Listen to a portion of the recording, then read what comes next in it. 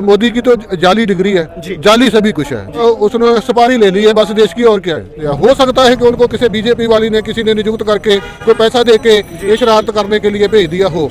जो हमारे देश का संविधान है उस पर हमला है जी।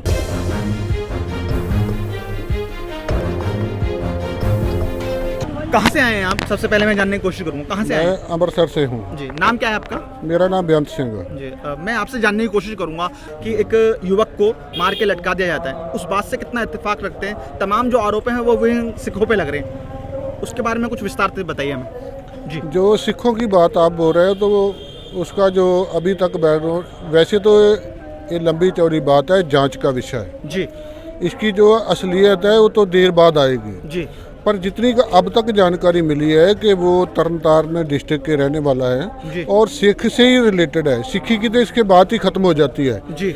इसी स्टॉप पे सिक्खी की बात खत्म हो जाती है कि सिखों ने किया है। अगर जो सिखों ने किया तो सिखों पे कैसे करेंगे वो, ये बात तो आपकी कहीं ना कहीं किसान आंदोलन को बदनाम करने की साजिश दिख रही है आपको? सबसे बड़ी बात तो यही है कि जैसे आपने मेरे पहले भी सवाल किया था आपका कि जे कृषि कानून की बात जो है 11 राउंड में या 12 राउंड में क्यों नहीं खत्म हुई। सबसे बड़ी बात यह है कि जो हमारे देश का संविधान है जी, उस पर हमला है जी। कानून, कृषि कानून जी। जो संविधान को जो है वो सभी को बराबर की मान्यता देता है, पर आज जो बीजेपी कर रही है वो संविधान को टारगेट कर रही है। जबकि जो इन्होंने वोट मांगी है, जो इनका चोन मैनिफेस्टो था, वो संविधान बदलने के लिए इनको वोट नहीं सी जनता ने दी। वो संविधान की राखी करने और सभी समाज के नागरिक जिहड़े ने उन्हां दी राखी करने वास्ते दित्ती सी। हुण ये कृषि का जिहड़ा मसला नहीं रह गया, मसला हैगा कानून के उत्ते। हो सकता है कि उनको किसी बीजेपी वाली ने किसी ने नियुक्त करके कोई पैसा दे के ये शरारत करने के लिए भेज दिया हो। ये तो जांच से मैं ऐसे नहीं उसके दावा नहीं करता, पर यह बात जरूरी है कि ये जांच का विषय है। तो जो हुआ ऐसे करना, हमारा संविधान जो हमारा कानून है ऐसे हमें जांच नहीं देता, वो जाती है। हमें भी समझना, जिन लोगों ने किया समझना, पता नहीं उसके पीछे क्या क्या है। वो जांच के जो जब जांच आएगी, जब सबसे उसका बैकग्राउंड पता चलेगा तो फिर बात सब क्लियर हो सकती है, उससे पहले क्लियर नहीं हो सकती। प्रधानमंत्री मोदी जी अमेरिका से आते हैं, एक कार्यक्रम में सम्मिलित हो जाते हैं। अभी यहाँ एक लंबे समय से 10 महीने से ऊपर समय हो चुका, सिंधु बॉर्डर पे क्यों किसानों से मिलने नहीं आ पाते वो? अगर क्या वजह रह जाती है? बात यह है कि जिसों तक मेरी समझ जो मैं समझ रहा हूँ ना, वो ऐसी बात है कि इन ऐसे अनपढ़ लोगों हैं, मोदी की तो जाली डिग्री है, जाली सभी कुछ है। वो तो एक ऐसे कहूँगा कि एक उसने सुपारी ले ली है बस देश की, और क्या है। इससे ज्यादा क्या कह सकते हैं कि जब नागरिक बड़ा आरोप लगा रहे हैं देश के रोप के, फिर ऐसा क्या है कि जब ये पॉलिसी है इतने देश नहीं, उनको लोग नहीं दिखते।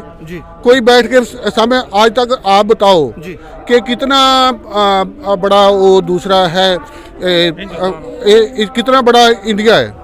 तो आज आप बता दो, आप मीडिया से अटैच हो, तो आप बताओ कि आज तक जब तक 7 साल से प्रधानमंत्री बने हैं तो तब तक मीडिया के सामने कितनी बात की है। मन की बात कहने से क्या होता है? कोई किसी भी का हम कहें, आप कहें, विचार करें तो बड़ी बात निकलती है। अगर जे हम एक ही तरफा बात बोली जाती है तो उसमें तो कहीं ना कहीं तो प्रॉब्लम है ना। पर वो तो लगातार यही बयान दे रहे हैं, उनके मंत्री भी ये बयान दे रहे हैं कि हम तो अपने तरफ से अपनी बात रखेंगे तो यार है, हम तो बस एक फोन कॉल की दूरी पे किसान ही अड़े हुए हैं। अरे क्या है, हमने तो बता दिया आपको पहले ही कि जब संविधान के मुताबिक कानून सही है ही नहीं, कानून का पालन करने के लिए सरकार है ना, तो जब कानून का पालन करने के लिए संविधान की पालना नहीं सरकार कर रही तो फिर बात क्या कर रही है? बात क्या बचती है? क्या बात बचती है आप बताओ। मैं वापस लखीमपुर के मामले पे आता हूँ। लखीमपुर में जो इतना बड़ा निर्मम हत्या कर दी गई, वहाँ पर तमाम जो किसानों को कुचलने का काम किया। फिर उसके बाद नया एक मामला आता है कि हरियाणा के अंबाला में वहाँ पर नयाब सिंह जो विधायक थे वहाँ के, उनकी रैली में भी किसानों को ही कुचला गया। तो क्या लगता है आपको, किसानों को ही क्यों टारगेट कर रहे हैं? ऐसा है कि सबसे बड़ी बात होती है कि सबसे बड़ी बात तो मैं ये कहूँगा कि जो इधर स्टेज लगी है ना, बीजेपी के साथ कोई मुद्दा नहीं है। उनके पास 1-2 ही मुद्दे हैं। सबसे बड़ा उनके लिए हथियार ये है कि जो अंग्रेजों का होता था डिवाइड का रूल, जी डिवाइड एंड रूल, फुट पाओ और राज करो। और हमारे देश में उन्होंने, मैं उनको मजहब बोलूँगा, धर्म नहीं, धर्म एक ही होता है दुनिया पे। कहीं भी जो अनुभवी लोग होते हैं ना, वो धर्मी होते हैं, और जो कम्युनिटी में रहते हैं वो मजहबी हो सकते हैं, धर्मी नहीं हो सकते। जी जो उनका बड़ा मुद्दा यही है कि धर्म के नाम से लोगों को लड़ा के उनको सारी बातों से उलझा देना, यही उनका मुद्दा है। तो यही वो कर रहे हैं। अब नैरेटिव ग्राउंड पे देखें तो उसके बाद क्या हुआ, आज तक मैं आपको पहले बता चुका हूँ कि आज की जो दर है ना वर्ल्ड की भूख से मरने की, हर मिनट में 15 लोग भूख से मर रहे हैं, और 24 घंटे में 1500, 1348 ऐसे कुछ उसकी आपने कैलकुलेट कर लेना। आपकी बात से सहमत, तो आप कह रहे हैं कि हर मिनट में 15 लोग देश में मर जाते हैं भूखमरी से। पर मोदी जी तो ये कहते थे कि डिजिटल भारत की जो शुरुआत होगी उसमें समय लगेगा, तो उन कारणों में कहीं ना कहीं ये चीज़ें बाधा बनने का काम कर रही है। नहीं, इसका मतलब ये तो नहीं है ना कि साथ साथ आप आबादी को मारने का काम करी चलो।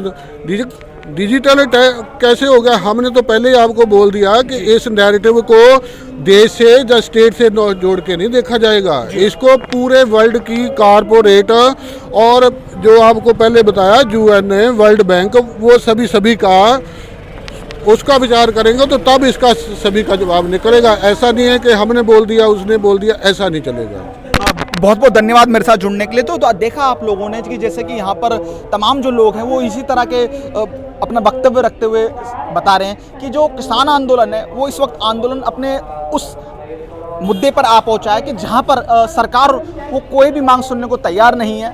सरकार बड़े बड़े वादे तो करती है, उनके मंत्री वादे तो करते हैं, पर वो वादों पर खरा नहीं उतरते हैं। जो अगर आपको पसंद आया हो तो इसे लाइक करें, कमेंट करें, शेयर करें, और हाँ, हमारे चैनल को सब्सक्राइब करना ना भूलें ताकि देश विदेश से जुड़ी खबरें आप मिस ना करें, क्योंकि कोरोना काल में 2 गज दूरी, मास्क है जरूरी।